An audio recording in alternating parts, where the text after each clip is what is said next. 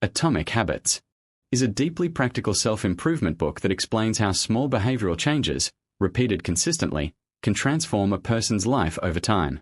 Instead of focusing on motivation, big goals, or sudden breakthroughs, the book shifts attention towards systems, routines, and identity, arguing that lasting success is built through small daily actions that compound like interest. At the heart of the book is a powerful idea. Habits are the compound interest of self-improvement. Just as money grows slowly and then suddenly becomes significant through compounding, habits work in the same way. One good decision may not seem important today, but repeated over months and years, it shapes your identity, your skills, and your outcomes. Likewise, small bad habits seem harmless at first but can quietly lead to long-term decline. The book begins by explaining why habits matter so much. Many people set goals like losing weight, becoming successful, or learning a skill, but they often fail because they focus only on the outcome instead of the process. The author argues that goals are useful for setting direction, but systems determine progress. A system is the daily routine you follow, the environment you live in, and the behaviors you repeat. If you improve your system, results naturally follow. One of the most important frameworks introduced is the habit loop, which consists of 4 stages: cue, craving, response, and reward. A cue is a trigger that signals your brain to start a behavior, such as seeing your phone or feeling stressed. The craving is the desire or motivation behind the habit. The response is the action you take, like scrolling social media or going for a walk. Finally, the reward is the benefit you receive, which reinforces the behavior and makes it more likely to repeat. The book explains that every habit, good or bad, follows this loop. Understanding it allows you to redesign your behavior intentionally. If you want to build a good habit, you must make the cue obvious, the craving attractive, the response easy, and the reward satisfying. These principles are known as the 4 laws of behavior change. On the other hand, if you want to break a bad habit, you reverse the process, make it invisible, unattractive, difficult, and unsatisfying. A major theme in the book is the idea of identity-based habits. Most people try to change their behavior by focusing on what they want to achieve, such as I want to run a marathon or I want to lose weight. However, the book suggests a deeper approach. Focus on who you want to become.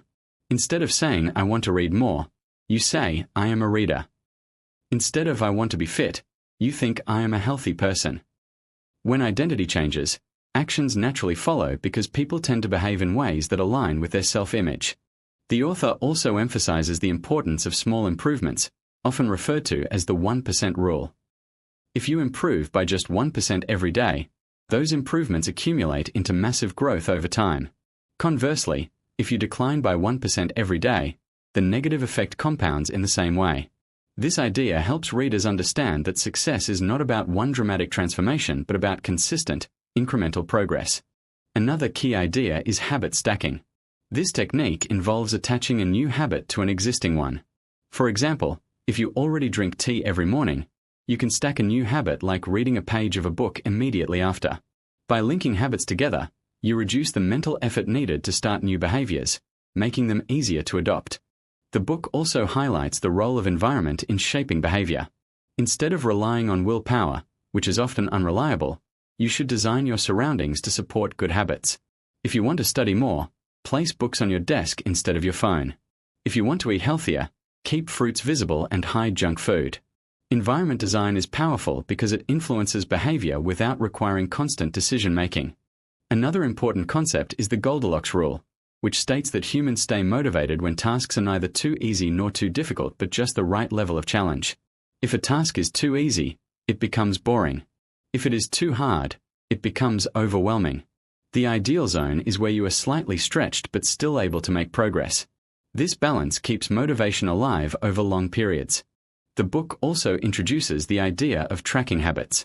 When you visually track your progress, such as crossing off days on a calendar, you create a sense of achievement and momentum. This makes it easier to stay consistent. However, the author warns about perfectionism and introduces the never miss twice rule. Missing a habit once is acceptable, but missing it twice can break the chain and lead to regression. The focus should be on getting back on track quickly, not being perfect. Another important lesson is about the plateau of latent potential. Many people quit habits because they do not see immediate results. However, progress is often hidden in the beginning. Like ice warming from 5 degrees Celsius to 0 degrees Atomic Habits also explains how habits are deeply tied to feedback loops in the brain. Every time a habit is completed and rewarded, the brain strengthens the neural pathway associated with it. Over time, in the final sections, the book connects habits to real-life success stories in sports, business, and personal development. It shows that top performers are not necessarily more talented or more motivated. They simply follow better systems. Ultimately, the message of the book is that you do not need to change your life all at once. You only need to change your habits by a small margin and remain consistent. Every action you take is a vote for the type of person you want to become. Over time, those votes add up and define your identity.